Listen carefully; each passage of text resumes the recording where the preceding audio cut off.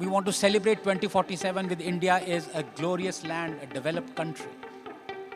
And I believe that what that requires is for us to move from the, as I say, treadmill to travelator. In the West, only 2% of the labor force is involved in agriculture. Even in middle-income economies or developing countries that are still developing, it's not more than 3%, 3.5%. In India, it's 44%. This right here is a calamity that is not about to happen, it has already happened. It has been happening for the last 50, 60 years. 110,000 farmers in the last 10 years have committed suicide because of this. More than 1 lakh. Do you know of any other sector where 1 lakh of workers in the last 10 years have committed suicide? This is the calamitous situation. And what are we doing about it? Absolutely nothing. According to United Nations, the water availability per capita required for civilized living is 1700 cubic meters. So we are officially uncivilized right now. What has the state done about it? Absolutely nothing. Politicians are proud to inaugurate water trains. You remember a few years ago in Latur, there was intense drought and politicians were cutting ribbons to start water trains going to Latur. They were overjoyed. They were coming in all those images in front of newspapers that we've inaugurated water trains. What they should have inaugurated were liver-linking projects. India produces 320 million tons of food grains every year. We can only store 145 million tons in Godowns. Half of it, we don't have capacity or places to store what we are producing. What is going on in this sector? What is the state doing? 70 million tons of our produce goes waste every year. 30% of fruits and vegetables go waste. 30% every year. This is happening in this sector. What is the country, what is the state doing about it? Our food export refusal rate, as far as America is concerned, is 7 times more than China. Countries are not buying our food. Forget about countries. Congress ruled Karnataka yesterday refused to buy Punjab grown rice. The role of the state is just this, to deliver a healthier, wealthier, wiser, more adaptable, more flexible workforce. That is it. That's it. Welcome to the nation's creed. In today's video, Dr. Ranganathan presents a bold and pragmatic roadmap for India's transformation.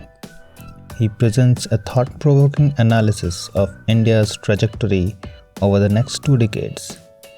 Join us for a compelling discussion on how India can overcome challenges and emerge as a 21st century powerhouse. If you find this discussion engaging, please like, share, and subscribe to the channel. Do not forget to hit the bell icon to stay updated with our latest content. We'd love to hear your thoughts, so share your views in the comments below. It's a pleasure and a joy to come here and tell you what I want to talk about is something quite dear, and I dare say we haven't talked about this much.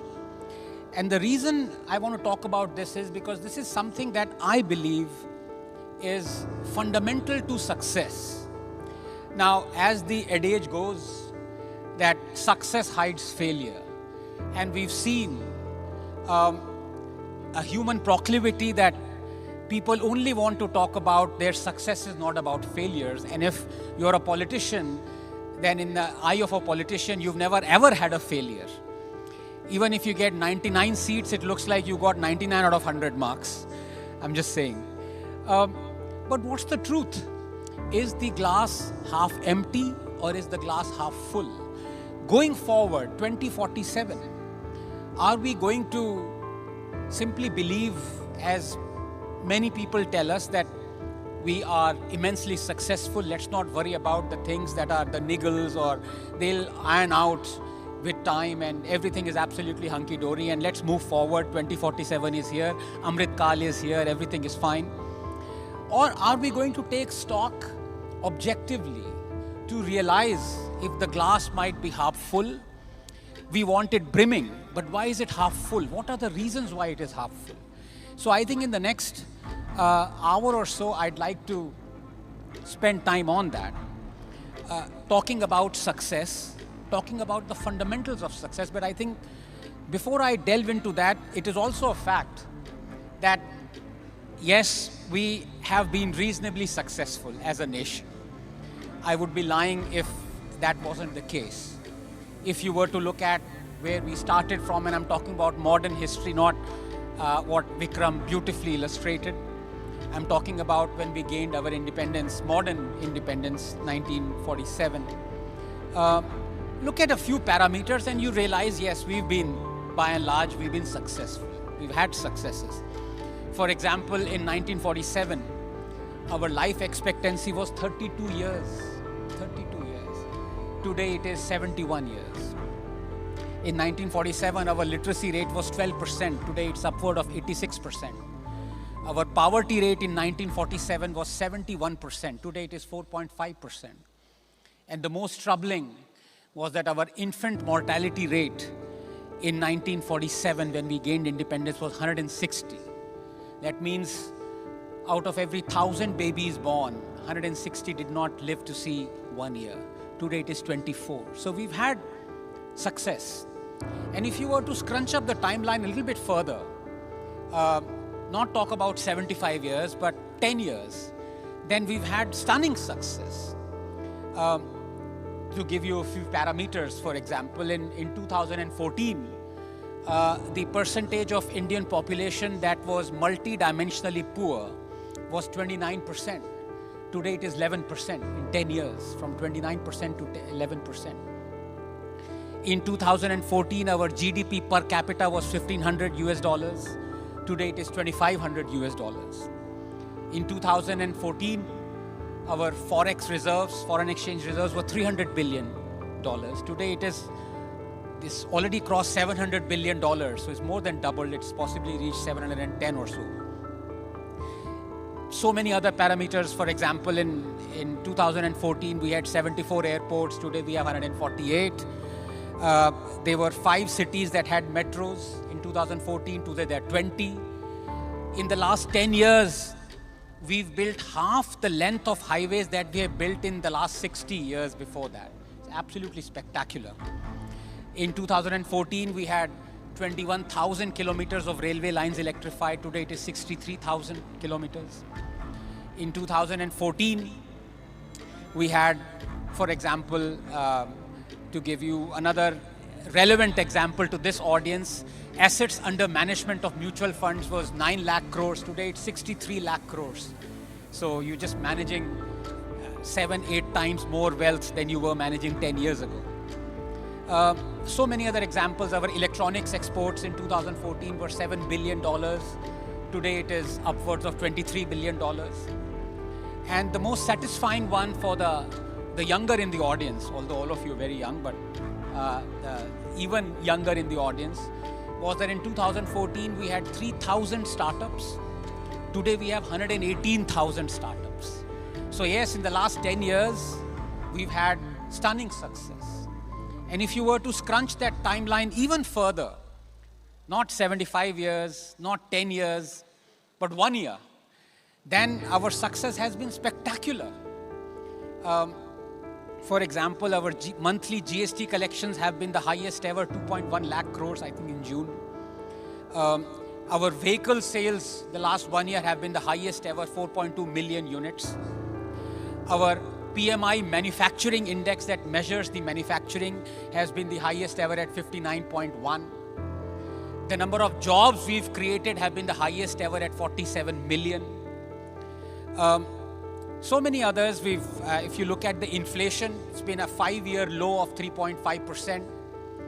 Central government to debt ratio has been the lowest in 5 years to 53%.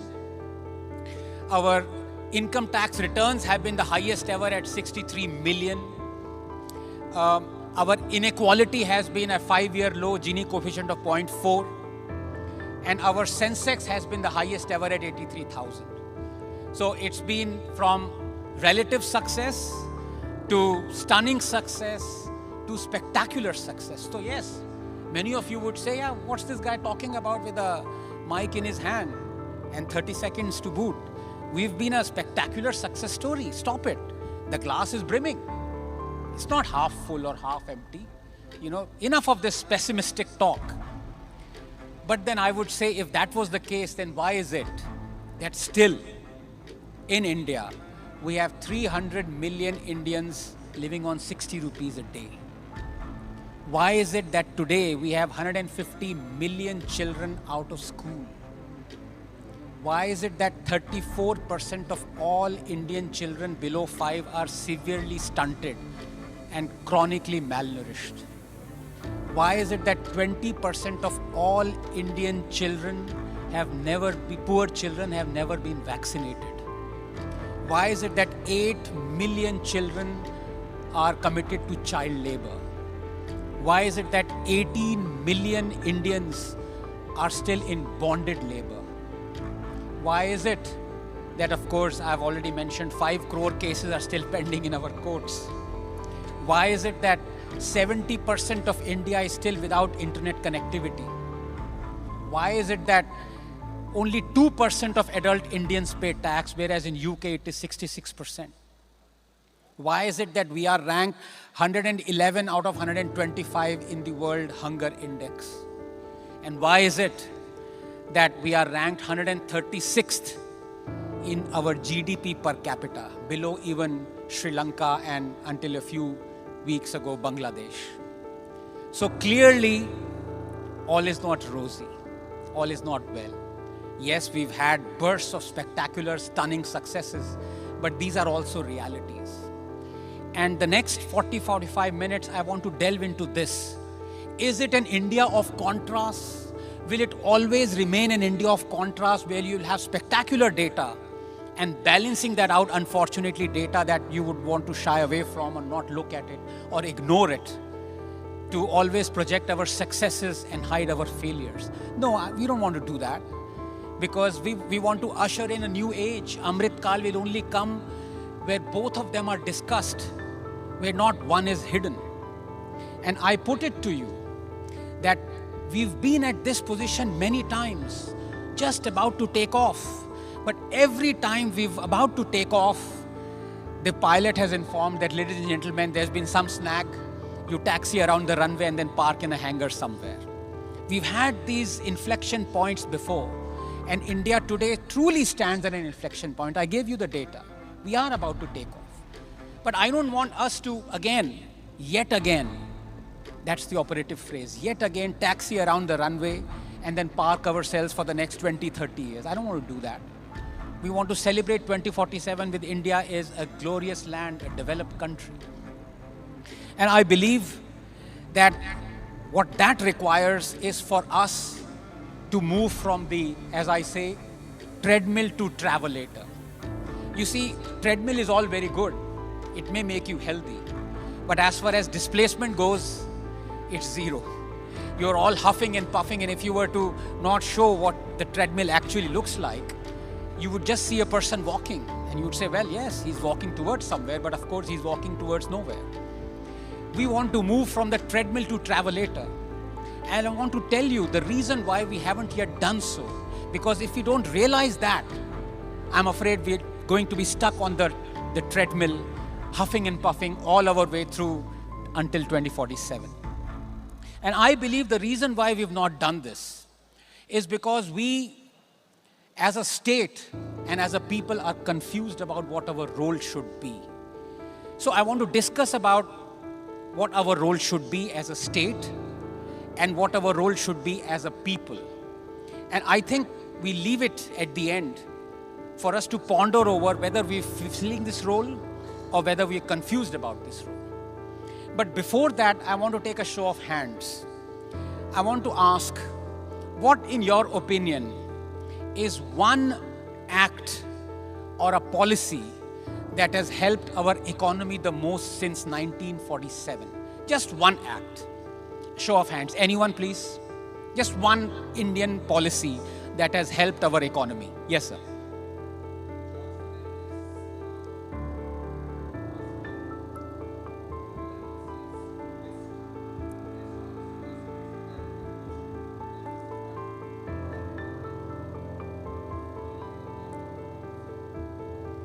Okay, that's a bit too complicated. I think it's Rahul Gandhi की आत्मा घुस गई है आप में. मुझे ये सुनने में अच्छा लगा, समझ में नहीं आया. But sure. Anyone else, please? Yes. Right. You've obviously heard my previous talk before, so you disqualify. Anybody else? One policy. Sorry. Liberalization. Absolutely brilliant. Brilliant answer. Yes. Anything else? Make in India, yes. Liberalization, make in India. Digital India, absolutely. Anything else? GST, yes. Somebody who likes tax. Surprise, surprise. Let me ring up Nirmala Sitharaman and say there's one guy who wants to be taxed more. Green revolution, sir, excellent answer, yes. Anything else? Liberalization, GST, digital. Do you realize one thing? That most, if not all, the answers that you've given are all correct answers, but they're all connected to economy and finance. What if I were to tell you that the single greatest act since independence India that has helped our economy grow is the midday meal scheme? One scheme, every day, because of which 130 million children, Indian children, go to school. They get education and they get fed. And most of their parents, they send children to school primarily so that they can eat, and they get educated in return as well, as a bonus. And it is mandated by the Supreme Court now that every child who gets a midday meal scheme by virtue of a law has to have a minimum of 430 kilocalorie strong meal. And this person who thought of this, who implemented this first, K. Kamraj, never even went to school.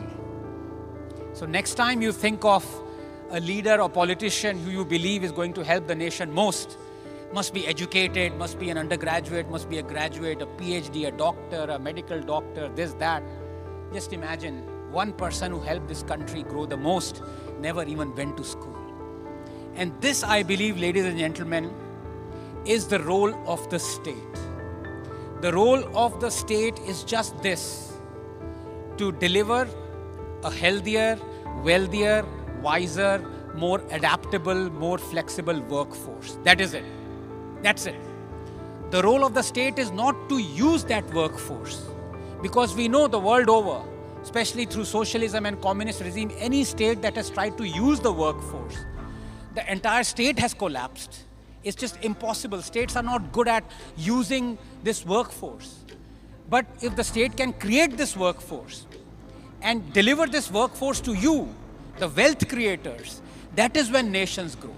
And that is where we remove this cloud, almost an envelope of confusion that surrounds this state.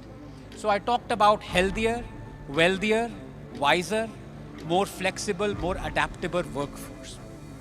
And I put it to you that our state is so confused that our actions since 1947 have been the exact opposite. And I'll prove it to you giving examples. Let me start from the last that I talked about and then move on to the first that I talked about, which is healthier. So let's talk about how to create, or what happens. Has the state created a more flexible, more adaptable workforce? Now, 44% of Indian workforce of 600 million, about 585 million, it's grown to about 600 million strong workforce. 44% is involved in agriculture. 44% is involved in a sector that contributes only 14% to our GDP. That's it. 250 million usable Indian workforce is involved in a sector that contributes so little to the GDP. from production to purchase, everything is absolutely archaic. And yet, no one has tried to do anything about it. Why is this? Where is the state, the role of the state out here? And I will exemplify it by dividing this sector further into what or how is produced in this sector, why is it produced, and then what happens to what is produced. So let us begin by the first objective, which is how are things produced in this sector that employs 44% of our labor force. Incidentally, in the West, only 2% of the labor force is involved in agriculture. Even in middle-income economies or developing countries that are still developing, it's not more than 3%, 3.5%. In India, it's 44%. This right here is a calamity that is not about to happen. It has already happened. It has been happening for the last 50, 60 years. 35% of our agriculture is dependent on rain. 35%. 70 million hectares of agricultural land, 70 million hectares, has been destroyed in the last 6 years because of drought, famine, or flood. That's almost 40% of how you would produce anything. From the beginning itself has been destroyed. That's the beginning of this sector itself. What are you going to do about it? 81% of all farmers and cropland is not insured. Do you know of any other sector that exhibits this? Further, 110,000 farmers in the last 10 years have committed suicide because of this. More than 1 lakh. Do you know of any other sector where 1 lakh of workers in the last 10 years have committed suicide? This is the calamitous situation. And what are we doing about it? Absolutely nothing.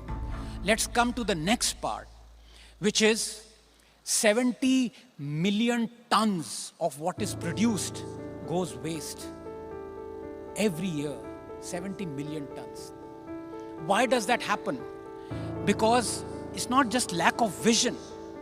It is, for lack of vision, at least you will have eyes. Out here, the state is blind to not just future, to what has happened, what it has already committed. I'll give you one example. What is produced? India is the world's second largest producer of sugarcane. Every year we produce 500 billion kilograms of sugarcane. The amount of water that is required is enormous to grow 500 billion kilograms, because sugarcane, while it involves only 9% of arable land, it requires more than 71.5% of irrigable water. It's enormously water-consuming crop. The amount of water that is required to grow 500 billion kilograms of sugarcane is 1 quadrillion liters. I didn't even know what quadrillion means. I had to check. I thought things finish after trillion. So did you, I assume. So, to give you a perspective of what 1 quadrillion liters is the amount of water that is present in 10 Ganga Sagar dams. That's the amount of water that is required to grow sugarcane. And sugar prices, they have halved in the last 6 years. We simply cannot afford to be world's second largest producer of sugarcane. But we continue to. Every year, the politicians promise more and more MSP equivalent to the farmers as far as sugarcane is concerned. They're proud of it. They incorporate it in their manifesto. Every year we've increased the MSP equivalent of sugarcane. Proudly so. Until one politician from this state decided enough is enough. We cannot afford this. We will go not only bankrupt, we will also completely get rid of our water if we keep on doing this. That person was the Chief Minister of Maharashtra. He was Mr. Fadnavis. So he brought out a law that said, from now on, any farmer wants to grow sugarcane, he has to take government permission before he does it. And you know very cleverly what entailing getting a government permission is. You much rather not do it just to not get their permission. Within 3 months, he had to rescind on that order. I won't name the politician who forced him to, but he has gotten India's second highest award.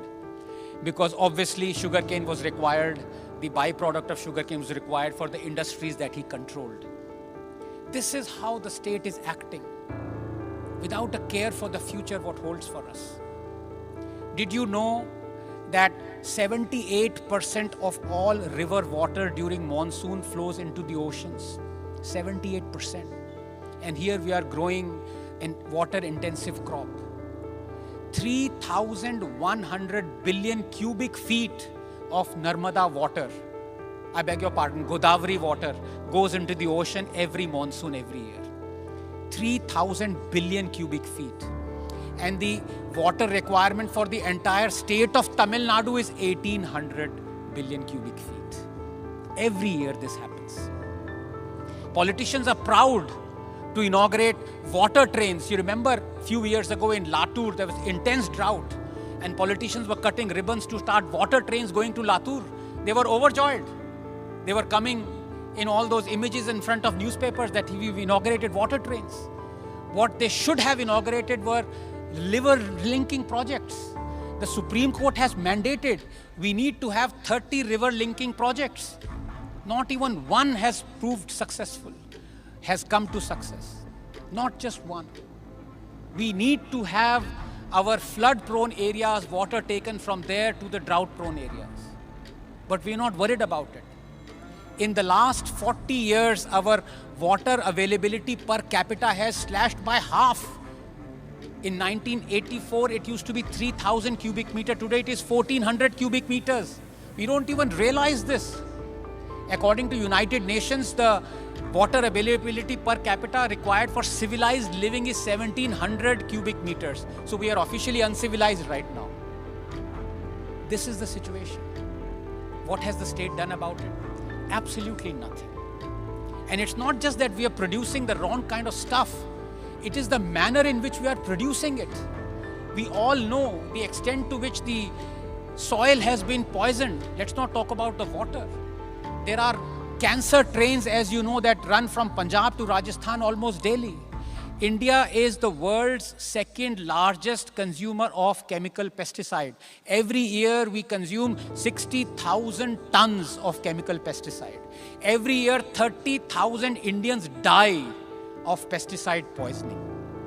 Our food export refusal rate, as far as America is concerned, is 7 times more than China. Countries are not buying our food. Forget about countries. Congress ruled Karnataka yesterday refused to buy Punjab grown rice. Punjab is an ally. The state governing Punjab is an ally of Congress. Karnataka refused Punjab rice. This is the situation right now. 70 million tons of our produce goes waste every year. 30% of fruits and vegetables go waste. 30% every year. This is happening in this sector. What is the country, what is the state doing about it? Well, what are the means of production? Maybe those are more advanced. India produces 4,000 kilograms per hectare of rice. It is one of the lowest in terms of the amount of rice produced per hectare.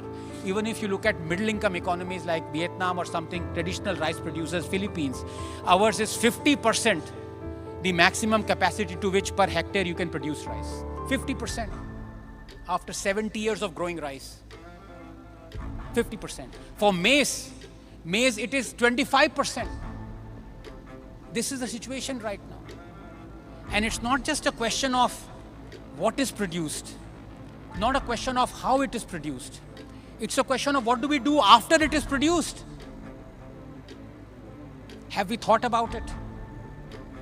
India produces 320 million tons of food grains every year. We can only store 145 million tons in godowns. Half of it, we don't have capacity or places to store what we are producing. What is going on in this sector? What is the state doing? Well, one person thought of doing something, and that person was Narendra Modi. And 4 years ago, he brought in these 3 farm reforms or farm laws, and they would have transformed this entire sector. If ever there was any reform needed, I've already given you the the troubling, terrifying data in this sector, these three reforms would have managed to change it. Within 10 years or 15 years, we would have catapulted to a middle-income economy. What were these three farm reforms? The first was farmers will be given a choice. You would respect farmers not through an endowment of a Manoj Kumar song, but as a business person, as what all of you are. You would respect a farmer as a businessman, give him a choice. You produce something, here is a choice, you can sell it wherever you want. You can sell it in a government mandi, APMC, or you can sell it in a private marketplace. The cornerstone of progress is delivering choice. That's it, at the end of it. Any business, anything you do, if you have a choice, you will always succeed. First one was the farmers will be given a choice to sell their produce where they want to sell it. Just imagine if you're a businessman and the government says you've come up with a wonderful product, which would be a money spinner, but you cannot sell it anywhere except on our government website that works only 1 hour in 24 hours. You would be incensed. You would take the government to court. Why should farmers be any different? But when it comes to farmers, we believe no. We, the state, has a God-given right to dictate where their produce should be sold. We don't treat farmers as businessmen. We treat them as something, an entity that is doing a job that is so sacrosanct that even if it is loss-making, let's not care about them. Let's not care about the sector. Let's just have it as a Manoj Kumar, mere desh ki dharti sona ugle. The first reform was that. The second was to remove the emergency provisions of the Essential Commodities Act, because this is what bureaucratic speak would do. Almost overnight, they would change the meaning of storage to something that you are hoarding something. So from storage to hoarding would mean that you would be liable to arrest. And that is why no businessman worth his or her salt was willing to make state-of-the-art 24-hour running godowns that could store agricultural produce that was otherwise perishable. Because the government would decide what is storage and what is hoarding. Overnight, something that you've stored would be declared as hoarding and you would be arrested. And this was used to happen. And you've seen all those horrible images of farmers dumping their produce onto streets. Even milk was dumped. And you've seen onions being dumped, tomatoes being dumped, and that was because they could not store. It was perishable amount that would perish within days. The second was that it would allow people to actually make businessmen to enter into this area and to make state-of-the-art godowns that would run all year round so that you could store perishable amount of agricultural produce. And the third was contract farming, that any businessman would approach a farmer to say, well, this is what I'll pay you for you to produce this for me, which is what the essence or core of business is. What do investors do? You invest in something. Why do you want to invest in something that would give you poor returns? Why would you want to buy a product that is absolutely useless? So here a businessman would go to a farmer and say, look, stop producing rice that is ultimately wasted and only rats eat. Make coffee instead, produce coffee. Contract farming. So these were the three farm reforms that would have transformed this sector, crying out for reforms that would have changed the lives of 250 million Indians. No reform, even liberalization, would have been as effective as these reforms. And what happened? Almost overnight, the whole nation came to an entire standstill.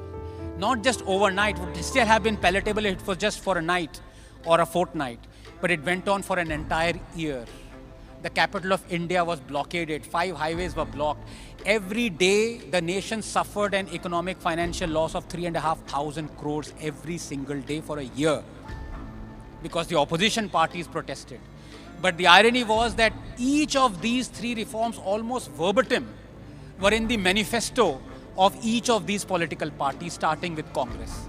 In fact, the Congress manifesto promised something even more reforming than Narendra Modi did. The Congress said we would do away with the government mandis.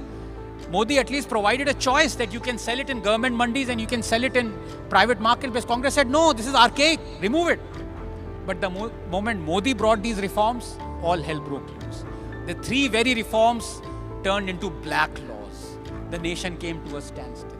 And of course, it was a calamitous day, I think 19 November, I still remember 2021, when Modi said that we are taking back these 3 farm laws. That was a dark day for this country. But again, it's not just that the Kisan unions or the political parties or the then Agricultural Minister Sharad Pawar during the Congress rule wanted these reforms. It's not that Modi went back on these 3 farm reforms. It is that because you expect politicians to be hypocritical. They have to win elections. So they're always thinking about, which vote bank to placate and who to appease. The saddest part was the conduct of the Supreme Court. And I've said this before, and I escaped conviction because of contempt of court petition. JSI helped me so I can be even more vigorous in my blasting the judges. The saddest day was when the Supreme Court said that all we see are the people who are protesting against the farm laws. Where are the people who are for the farm laws? This is what the Supreme Court said. So in a sense, the Supreme Court was asking those 250 million farmers to drop whatever they're doing in far-flung Telangana, Tamil Nadu, interiors of Kerala and Odisha, take a bullock cart or a train or a bus or a ride and come to Supreme Court, stand outside Supreme Court and say, my lords, we are for the farm reforms. Is that how a democracy is supposed to work? No. This is how anarchy works. This is how dictatorial regimes work. But sadly, there was no cost to pay.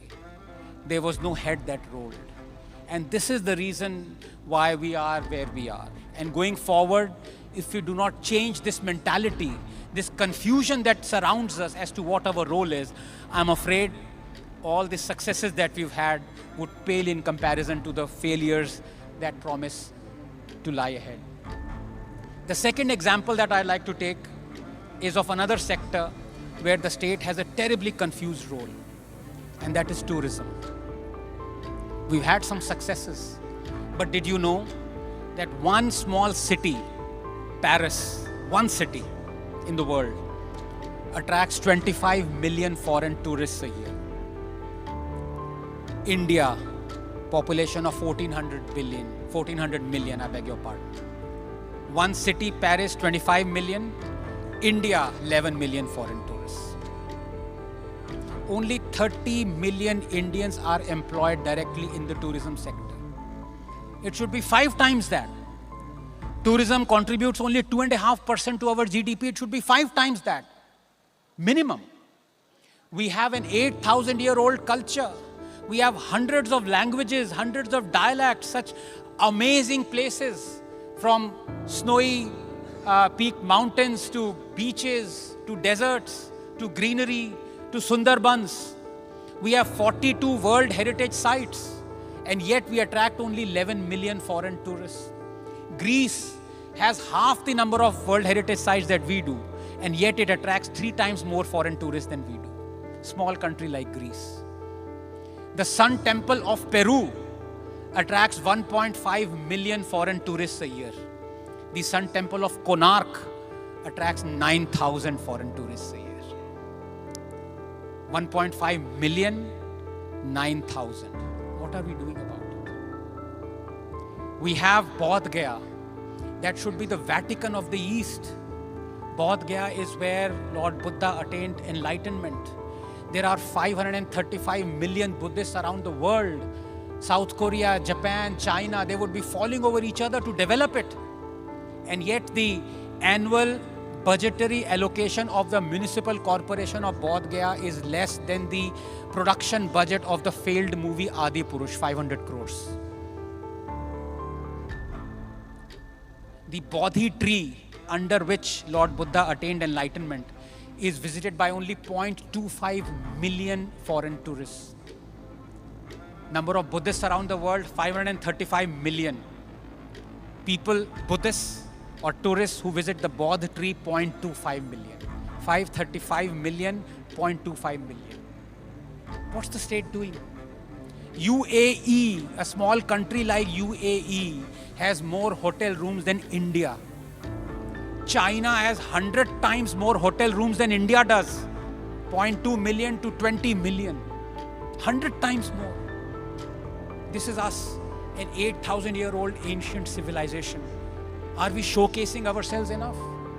I leave it to you to decide. This is the situation right now. You eat in a restaurant, it attracts 5% GST. But you eat in a restaurant that has also hotel rooms attached to it, you immediately pay 18% GST. People are crying out. Where is our business sense? The finance minister realizes this.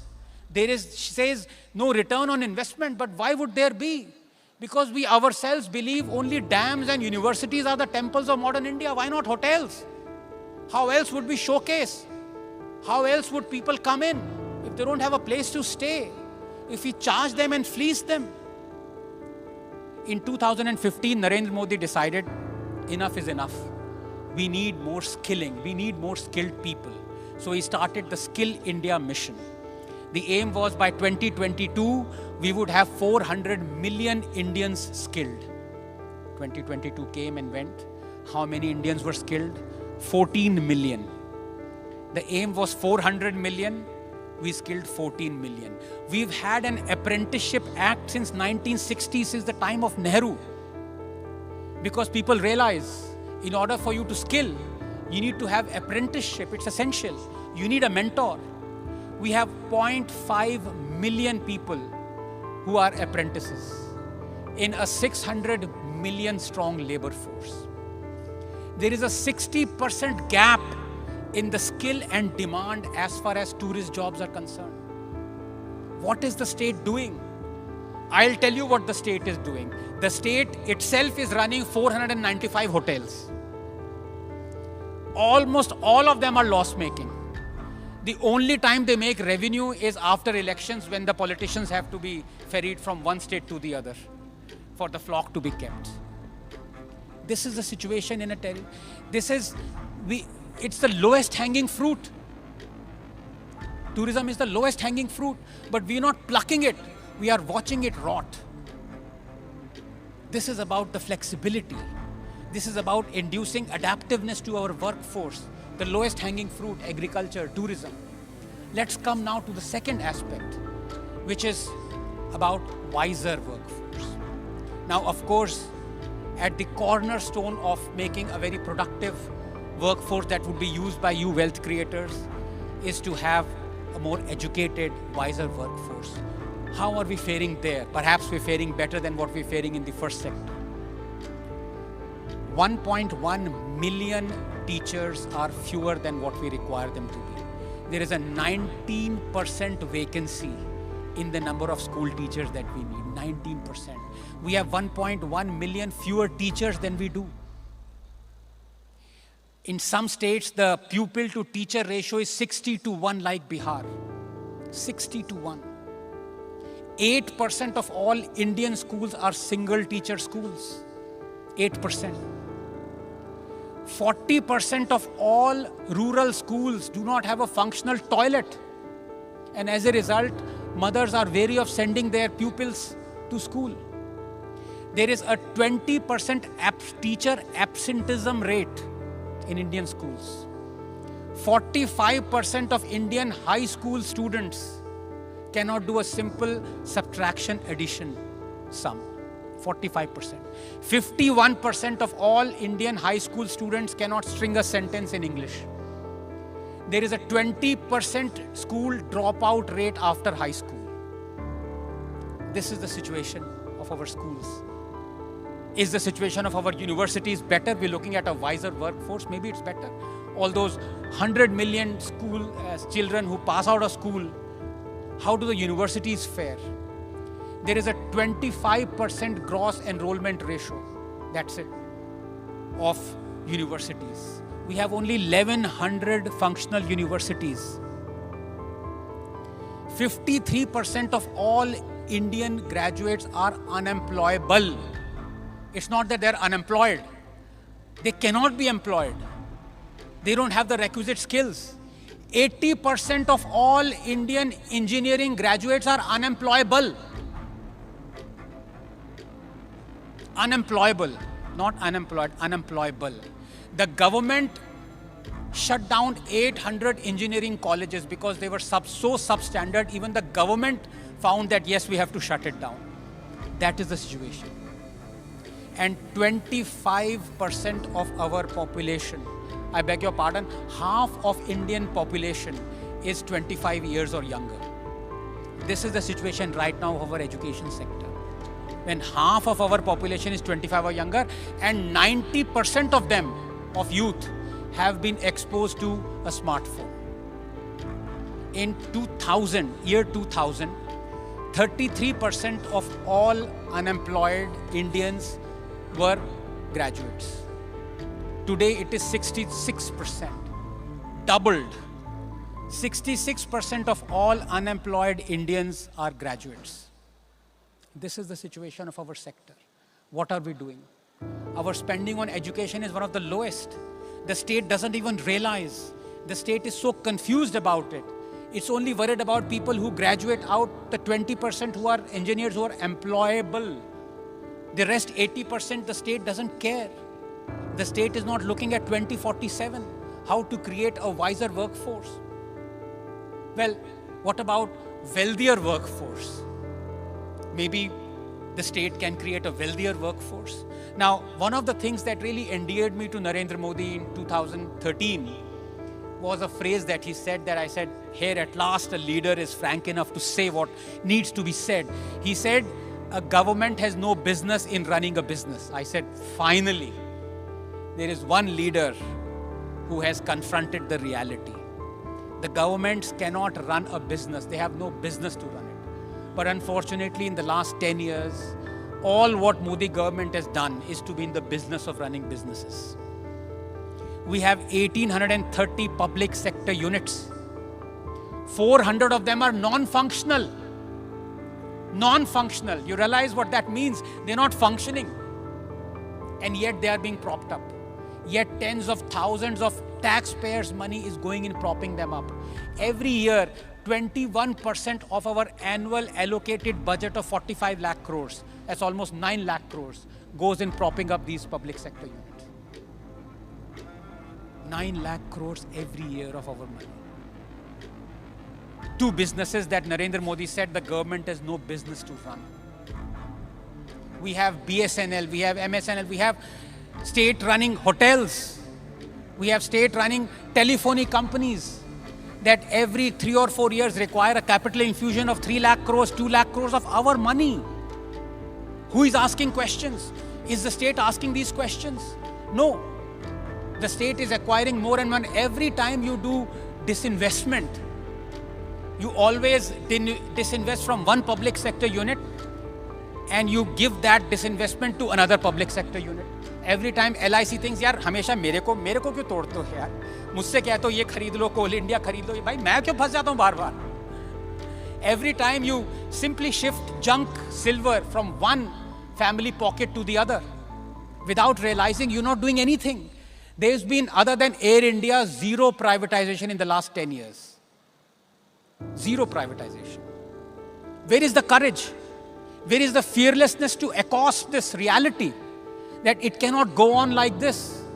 The worst culprits are the banks, PSU banks. You have, in the last 10 years, 37,000 fraudulent acts have been committed on PSU banks to the tune of 87,000 crores. You might not remember Indian scientists who was G.N. Ramachandran, who was Upendra Brahmachari, but you remember who was Harshad Mehta, who was Ketan Parekh, who was Vijay Mallya, who was Nirav Modi. These are the people who've become childhood names to remember because of national banks, because of the massive corruption that has entailed. The moment Indira Gandhi nationalized those banks, going against overturning a Supreme Court judgment, they are cash cows for politicians to dictate where our taxpayers' money should go, who should receive that money, which politician, which businessman, which person, which crook, which crony needs this money, this loan. In the last 10 years, the public sector banks have ratcheted up an NPA of more than 10 lakh crores. The government has written off most of it. Not waived off, written off. But here is the thing. You might have papered over your accounting books so it looks good, but only 10% of it has been recovered. Only 1.6 lakh crores, the other 9 lakh crores has just disappeared, possibly would never come back. But are we worried about this? This is our money. And if we believe the situation is terrible as far as public sector units is concerned, in the way government runs businesses, maybe things are better, government allows us to run our own businesses. Well, think again. An MSC, average size MSME that employs 150 people has to spend 18 lakhs a year in its filings for filing compliances. We have 69,000 compliances to be filed. 69,000. This is the ease of business. It's just scary. There are 6,600 filings that have to be done every year by businesses. And I calculated, it's almost filing every hour of working day. So by the time this lecture finished, some of you businessmen would have missed your filing and would be liable to be jailed. We still use Factories Act of 1948, where if in a factory you don't have a spittoon, you can be arrested. I hope some of you, in your factories, please have a spittoon in your factory. That is an absolute requirement. The top 5 state contributors to our GDP, Gujarat, Maharashtra, Karnataka, Tamil Nadu, Punjab, have 1,000 such rules for businesses that carry a clause of imprisonment. Talk about civil, this is criminal. You're criminally liable. This is the situation as far as private enterprise is concerned. Is this the way we will confront 2047 and reach towards it? Is this our Amrit Kal, where we talk about prosperity? Finally, I come to a healthier workforce. Having dealt with more adaptive workforce, more wiser workforce, more wealthier workforce, finally we come to healthier workforce. And here I do admit that we've made reasonably good progress. I talked about the infant mortality rate of 1947 and what it is now. In some states, it is touching the infant mortality rate values of European countries. For example, Kerala has an IMR of 7 or 8, which is remarkable. All over India, the figure is 24, which again is a marked improvement from what it was 70, 80 years ago. And we've made tremendous progress. Not just to mention our health-wise, for example, we have Ayushman Health Card now, so we have 360 million Indians who are insured. We have given treatment out of that to more than 60 million Indians have benefited through it. So yes, but that is present. Are we talking about the future? How prepared are we about the future as far as healthier workforce is concerned? Because health is wealth. If we do not have a healthier workforce, how are we going to confront the future? They might be wealthier, but if they're not healthy, they will not be able to work. Now, in 2020, ICMR, Indian Council for Medical Research, commissioned a wonderful work. They wanted to find out the kind of diseases that afflict Indians now to what the kind of diseases afflicted us pre-liberalization, 1990. And the two pie charts were very revealing. What it showed was before economic liberalization in 1990, 70% of the diseases that afflicted Indians were communicable diseases, like tuberculosis, malaria, viral diseases, cholera, because we were poor then. We were living in stifling, small sanitary conditions were not very good. We had contaminated water. We had small houses. Tuberculosis prospered there. Only 30% of the diseases that afflicted Indians were non-communicable, so-called diabetes, cancer, heart ailments, asthma. Then came economic liberalization. And what's the pie chart showing now? It's completely flipped. Now only 30% of the diseases that afflict Indians are communicable diseases like tuberculosis and malaria and others. And I suspect by the time 2047 comes, it'll be dwindling down to almost 1 or 2%. If we haven't found the cure for them already, we would, with economic prosperity, the communicable diseases would go down. 70% right now of the diseases that afflict us are non-communicable. What are we doing about it? With increased prosperity has come this tsunami of diseases that we simply not prepared to even admit. In 1990, 0.5 million Indians suffered from cancer. Today it is 4 times that, 2 million cancer cases. 80% of all Indian cancer cases are below 50 years. India is the hub of heart ailments. India is now the hub of asthma patients. And talking of diabetes, there was a Lancet study that was created. But before that, I want to tell you, with increasing wealth and prosperity that economic liberalization brought us, 250 million Indians are right now clinically obese. 320 million Indians have high blood pressure. We don't even realize this. 150 million Indians are pre-diabetic. 100 million Indians are confirmed diabetic. Did we know this? What are these figures? They are not being plucked out of thin air. This is our reality. We are more prosperous, but we are so much more less healthier than we were. And we don't even realize this is not a tsunami that's coming our way. It has struck us. Where is the cure for diabetes? Do we have a super drug for diabetes? Do we have a monoclonal antibody? All those 100 million, 200 million Indians are going to knock at the door of the state saying, you didn't educate us about this. We were unaware and now we are suffering. What have you done about it? What will the state do? Where are the solutions? And here is where I'd like a show of hands. How many of you know who Lakshmi Kutti is? Lakshmi Kutti. One hand has gone up. Okay, one. And I'll admit 6 months ago, I would have been in the same boat as you. Even I didn't know who Lakshmi Kutti was. Let me tell you. Lakshmi Kutti is a frail 85-year-old woman who spent all her life in the Western Ghat forest. She came into prominence 3 or 4 years ago when she got the Padma Shri. Lakshmi Kutti was awarded the Padma Shri because all her life she's collected this cornucopia of 500 medicinal plants that she's been using the extracts of to cure tribals of their diseases. Lakshmi Kutti, she came to Rashtrapati Bhavan and within a week she left. She said, I'm not used to all this opulence. My life has been spent in forests and that is where I belong.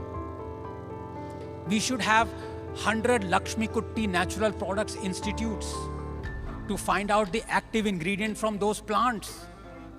Who knows, one amongst them could be a multi-billion-dollar spilling drug against diabetes, against cancer, against heart ailments, against asthma. Have we dared to find out what those active ingredients are, that active molecule in Lakshmi Kutti's plants? And if you believe that this is a figment of my imagination, that something could spin out of it, I want another show of hands. How many of you know who 2UU is? 2UU. Again, the same gentleman, I suspect he is from the pharma industry. Well done. 2UU is just like Lakshmi Kutti, 85-year-old, except that she's Chinese. And just like Lakshmi Kutti, 2UU spent all her life in the forests of China. Just like Lakshmi Kutti, she was collecting these medicinal plants to cure the Chinese of the forest-dwelling Chinese or the rural Chinese. But unlike Lakshmi Kutti, 2UU isolated the active ingredient from one of her medicinal plants. And that active ingredient was artemisinin, the only viable drug right now against malaria. And 2UU got the Nobel Prize for it. And you know what's going to happen? Maybe some lab from Nordic country or Western Europe would descend down the Western Ghats and talk to Lakshmi Kutti and say, can we have your cornucopia of medicinal plants? And Lakshmi Kutti, being Lakshmi Kutti, she would say, of course, being so kind and affable, take it, take everything. And the Swedes would take those plants back to Sweden. They would isolate the active ingredient. It would be a cure for diabetes or cure for heart ailments. They would get a Nobel Prize for it. And at the Nobel Prize ceremony, they would thank Lakshmi Kutti. And we would be so enamored with it, we would give her Bharat Ratna. That's the way we think. This is what the state's role has been. But you know, if the state's role has been confused about creating a more adaptable workforce, creating a wealthier workforce, a wiser workforce, and finally a healthier workforce, do we escape all blame, the citizens? And here I'd like to say something, that I am all for a welfare state. India has to be a welfare state. If India is not a welfare state, we would wipe out tens, possibly hundreds of millions of people. All of us have to grow together. It doesn't make any sense to have islands of prosperity in India and you have misery all around. It doesn't make any sense. We would not be a nation then. We would just be tribes who are successful amidst an ocean of misery. No, we have to be a welfare state, and India has been a welfare state. If in the last 10 years Narendra Modi had not built 110 million toilets, did you know that every new toilet that was built saved that family, that household, 50,000 rupees in health costs? And it just came out a month ago that 600,000 infants have been saved from virtual absolute death because of those toilets. So that is important. Welfare schemes have been crucial in saving lives, in instilling a sense of well-being, in actually improving the quality of life of fellow Indians, and that's important.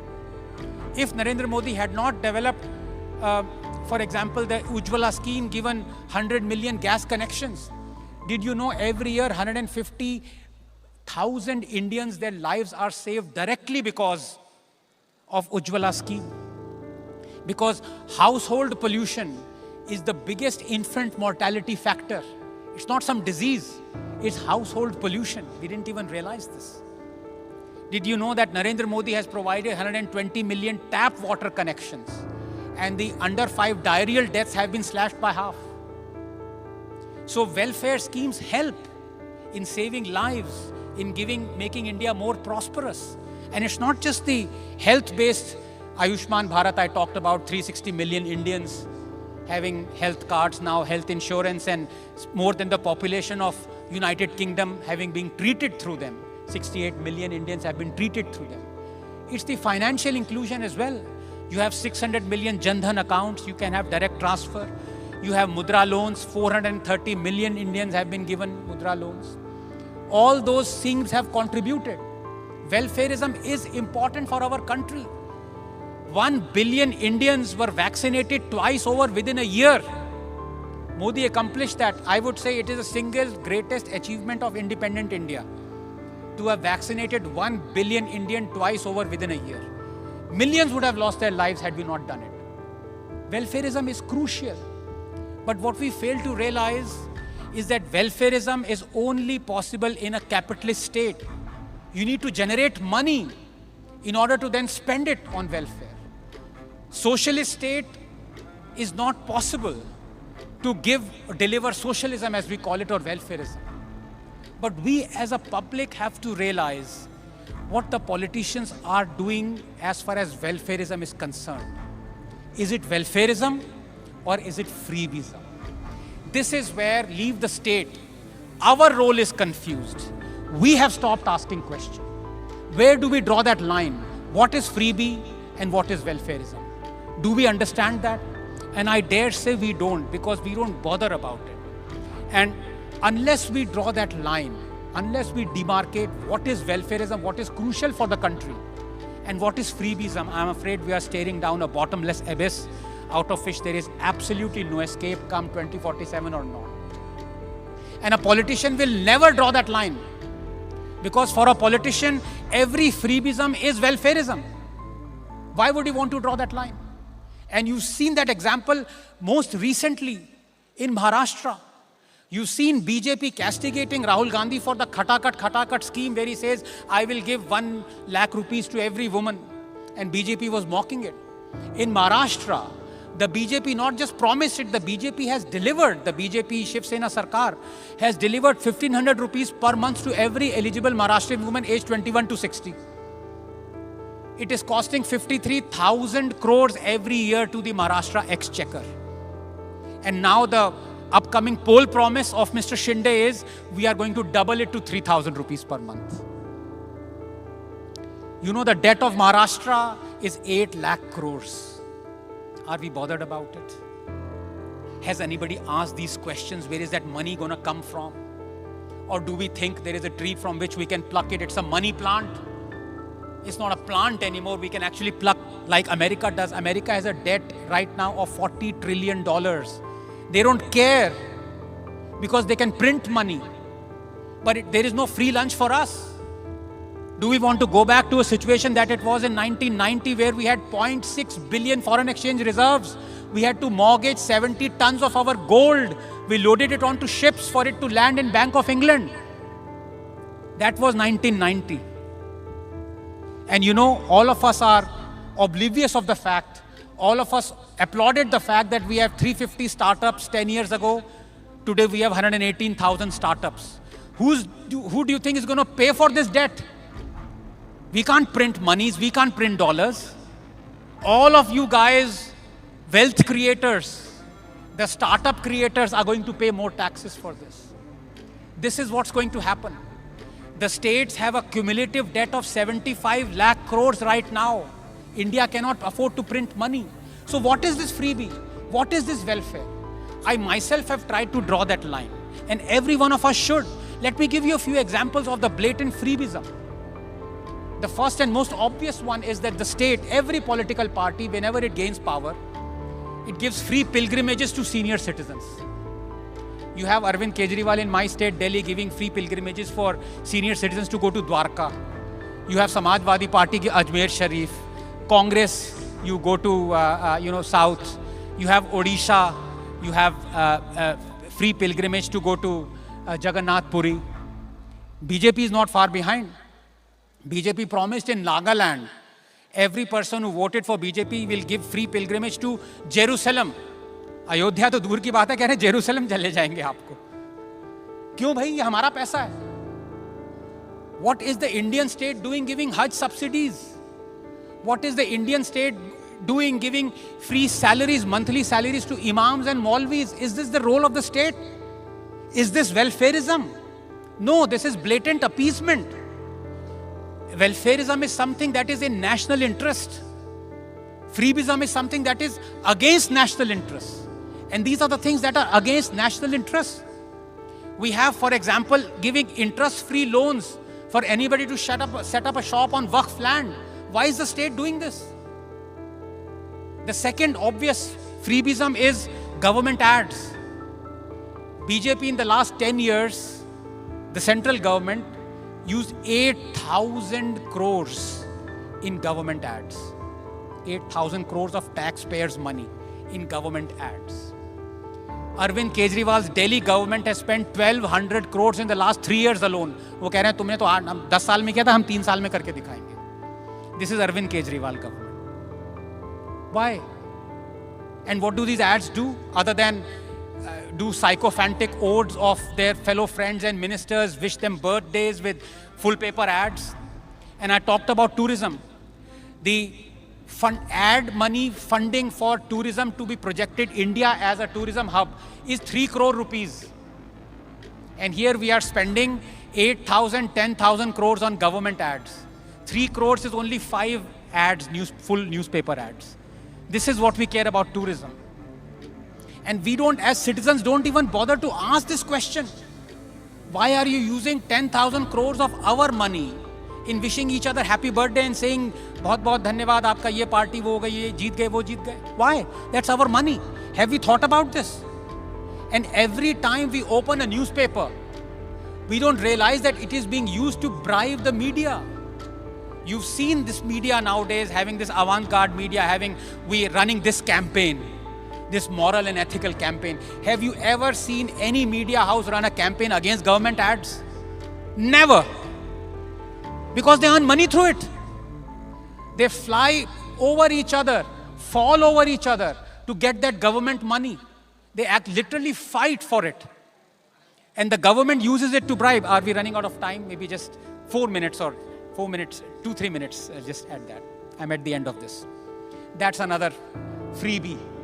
The third freebie you can talk about is in 2005, celebrated economists, confirmed economists, Manmohan Singh and Montag Singh Ahluwalia said, India can no longer afford the pension scheme that it has, which was the old pension scheme. We need a new pension scheme because in 1980 we were using 2% of our revenue for pensions, now we're using 20%.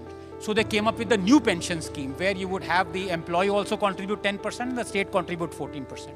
Whereas in the old pension scheme, you had 50% of the last drawable salary as your pension. That was not taxable itself. In 2022, another celebrated economist, Rahul Gandhi, said that if you vote us in power in Himachal, we will junk the new pension scheme that was brought by the Congress and revert to the old pension scheme.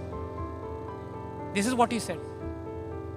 Himachal has 1.3 lakh employees, government employees, 1.6 lakh pensioners. Congress won. And Congress came to power and reverted to the old pension scheme.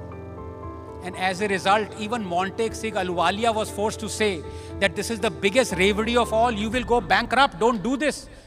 The Reserve Bank of India said, please don't do this. You are spending 5 times more on pensions now than you were in NPS. And what is happening right now? The state is bankrupt.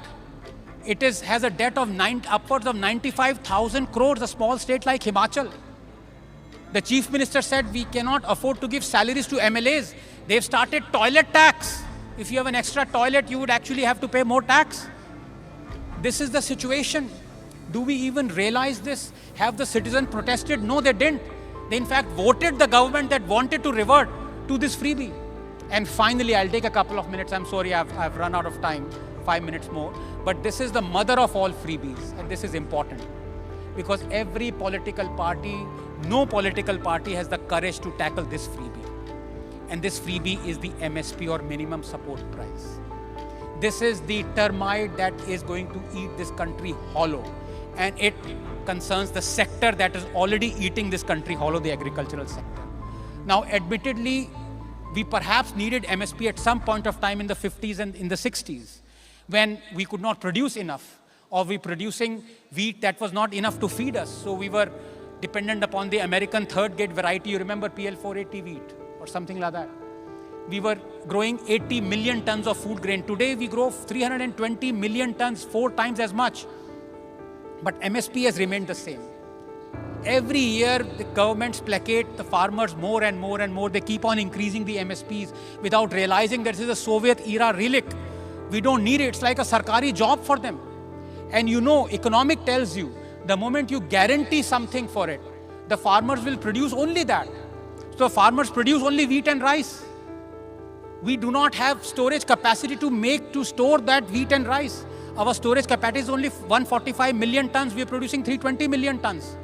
Our buffer limit, maximum buffer limit is 41 million tons of food grains. 2 years ago, we produced 60 million tons over and above that. Who was consuming it? Rats. FCI has a debt of 2.3 lakh crores. The government rode over it, said don't worry about it. Doesn't matter if we can produce it or not, we are going to procure it. Rahul Gandhi wants to guarantee MSP for every crop. It's going to cost us 16 lakh crores every year. Who is bothered about it? And current Rahul Gandhi's advisor blamed MSP, Raghuram Rajan, for increased inflation. Because you keep on growing the crop that nobody wants.